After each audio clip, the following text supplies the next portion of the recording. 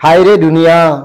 গণশিল্পী ৰাজীৱ শদিয়াৰ মৃত্যুৰ পিছত এনেকুৱা ২ নম্বৰী দালাল জাতীয় দল সংগঠন কিছুমানে উবুৰি খাই পৰিছে দেখিলে বমি আহিব খোজে যিসকলে কোনোদিন কয়লা সিন্ডিকেটৰ বিৰুদ্ধে মতা নাই যিসকলে কোনোদিন মূল্য বৃদ্ধিৰ বিৰুদ্ধে মতা নাই যিসকলে কোনোদিন স্মাৰ্ট মিটাৰৰ বিৰুদ্ধে মতা নাই যিসকলে কোনোদিন নদী বান্ধৰ বিৰুদ্ধে মতা নাই তেনেকুৱা একাংশ দল সংগঠনেও এতিয়া ৰাজীৱ শদিয়াক লৈ নিজৰ মাৰ্কেটিং আৰম্ভ কৰিছে ইয়াত আৰু লজ্জাজনক কিবা হ'ব পাৰে সেই কাৰণে ডিকেবি ফেক্টৰ প্ৰিয় দৰ্শক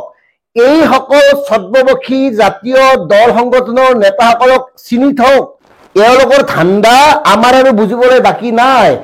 এওঁলোকে জাতীয় প্ৰেমেৰে গদগদ হৈ এনেকে মাৰ্কেটিং কৰিছে যেন জাতিটোৰ অভিভাৱক তেওঁলোকহে আৰু ৰাজীৱ শদিয়াৰ মৃত্যুৰ পাছত তেওঁৰ আবক্ষ মূৰ্তি তেওঁৰ মঞ্চ সজাবলৈ অহা একাংশ দল সংগঠনলৈও আমাৰ কিছু প্ৰশ্ন আছে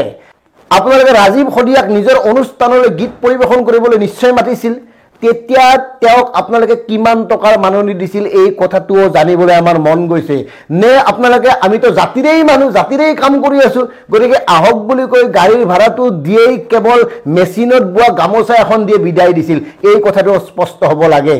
আৰু বিশেষকৈ অখিল গগৈ আৰু শৃংখল চলিহাৰ পৰা এই কথাটো জানিব খুজিম আপোনালোকে মৃত্যুৰ পূৰ্বে ৰাজীৱ শদিয়াক কি ধৰণে সহায় কৰিছিল আপোনালোকৰ অনুষ্ঠানত গীত গাবলৈ আহিছিল আপোনালোকৰ হৈ গীত গাইছিল অখিল গগৈ জেলত থাকোঁতেও গীত গাইছিল অখিল গগৈৰ দলৰ বাবেও গীত গাইছিল গতিকে এতিয়া আপোনালোকে তেওঁৰ কাষত থিয় হৈছে খুব ভাল কথা প্ৰশংসনীয় কথা তেওঁৰ পত্নীৰ চাকৰিৰ মানে দাবী তুলিছে খুব ভাল কথা তেওঁক আপোনালোকে আৰ্থিক সাহায্য দিছে সেয়াও ভাল কথা যি কৰিছে চব ভাল কথা কিন্তু মৃত্যুৰ পূৰ্বে গীত পৰিবেশন কৰাৰ নামত তেওঁলোকক আপোনালোকে কিমান টকা দিছিল এই কথা আমাৰ জানিবলৈ মন গৈছে এইকাৰণে জানিবলৈ মন গৈছে তেওঁ নিজৰ বেমাৰ লুকুৱাবলৈ বাধ্য হৈছিল এই কাৰণে জানিবলৈ মন গৈছে তেওঁ নিজে উল্লেখ কৰিছে তেওঁক অনুষ্ঠানমে গান গাবলৈ মাতে আৰু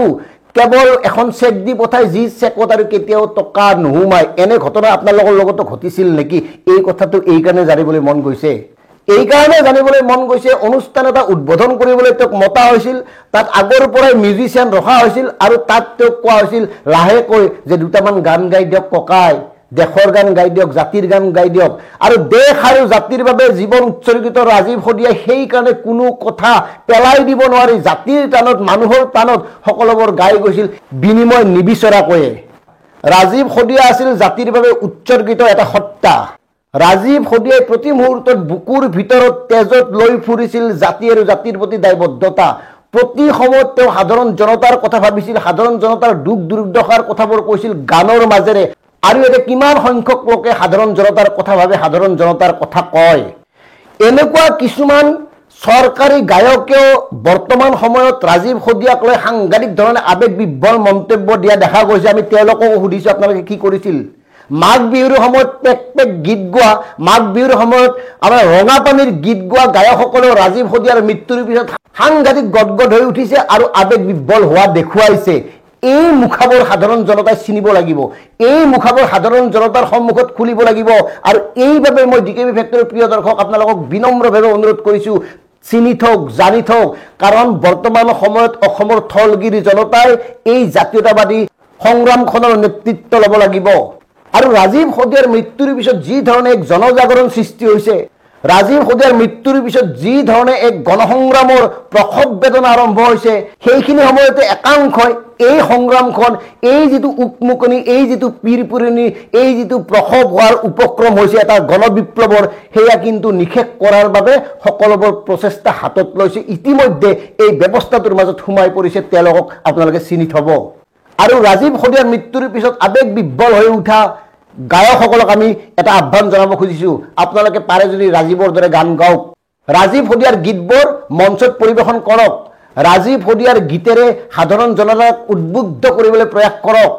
অৱশ্যে এই ক্ষেত্ৰত আমি চৰকাৰৰ ওচৰত আঁঠু লৈ নিজকে শিল্পী চেলিব্ৰিটি শিল্পী বুলি কৈ ফুৰা একাংশ তথাকথিত কণ্ঠজীৱী গানৰ বেপাৰীৰ কথা আমি কোৱা নাই কিন্তু আমি আজি ক'ব খোজা কথাটো হ'ল ৰাজীৱৰ মৃত্যুৰ পিছত যি ধৰণে একাংশ ছদ্মবেশী মুখা পিন্ধা দল সংগঠনে ভিৰ কৰিছে ৰাজীৱৰ জাতীয়তাবাদী চিন্তা আৰু চেতনাক হাইজেক কৰিবলৈ প্ৰয়াস কৰিছে তেওঁলোককহে চিনি থোৱা সাধাৰণ জনতাই থলগিৰি জনতাই